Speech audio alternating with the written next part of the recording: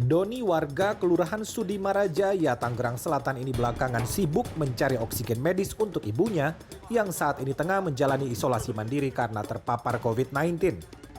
Setelah bertanya ke penjual oksigen medis di apotik, ia akhirnya memutuskan membeli oksigen kalengan untuk berjaga-jaga apabila dibutuhkan karena harga tabung oksigen medis mahal. Tabung oksigen ukuran 1 meter kubik dijual 3,9 juta rupiah dan yang ukuran 6 meter kubik dijual 6,8 juta rupiah. Sekalinya nanya, yang kecil aja bisa sampai 3,9. Terus yang gede itu, kalau pedagangnya mending yang gede sekalian, Mas. Tapi harganya sampai 6,8, 6,9, hampir 7 juta. Kaget juga, makanya waduh. Ya udah akhirnya masih nyari, akhirnya belilah itu yang kecil, oksigen kalengan.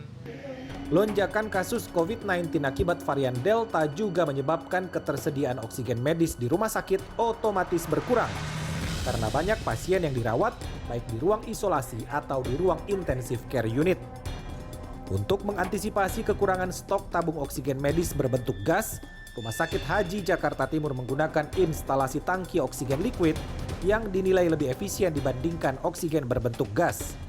Biaya operasional oksigen liquid lebih murah dan tekanannya lebih stabil sehingga cukup aman diberikan pada pasien COVID-19. Jujur saja kurang, jadi kadang-kadang bisa tercukupi hanya 100 tabung per hari.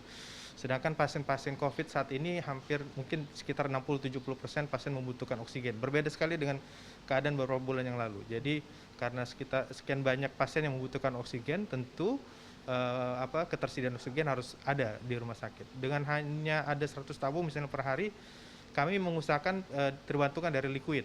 Wakil Menteri Kesehatan RI Dante Saxono Harbuono mengatakan, untuk mencukupi kebutuhan dan ketersediaan oksigen medis secara nasional, Kementerian Kesehatan, Kementerian BUMN, dan Kementerian Perindustrian melakukan kerjasama untuk melakukan konversi oksigen yang biasa digunakan untuk kebutuhan industri menjadi prioritas untuk kebutuhan medis. Jadi kita melakukan rangkaian usaha tersebut dan itu sudah kita kerjakan sehingga saat ini kita sudah bisa menghasilkan sekitar 1.446 ton oksigen di Pulau Jawa dan Bali yang kita bisa gunakan untuk memasok kebutuhan oksigen yang meningkat di Pulau Jawa dan Bali ini. Menurut Dante, pemerintah juga memberikan alat oksigen konsentrator untuk menghasilkan oksigen secara mandiri. Alat ini telah menghasilkan 3.000 ton oksigen dan telah didistribusikan di seluruh wilayah Pulau Jawa dan Bali, serta di daerah lain yang sedang mengalami lonjakan kasus COVID-19 atau daerah yang sulit dijangkau oleh mobilitas angkutan oksigen medis.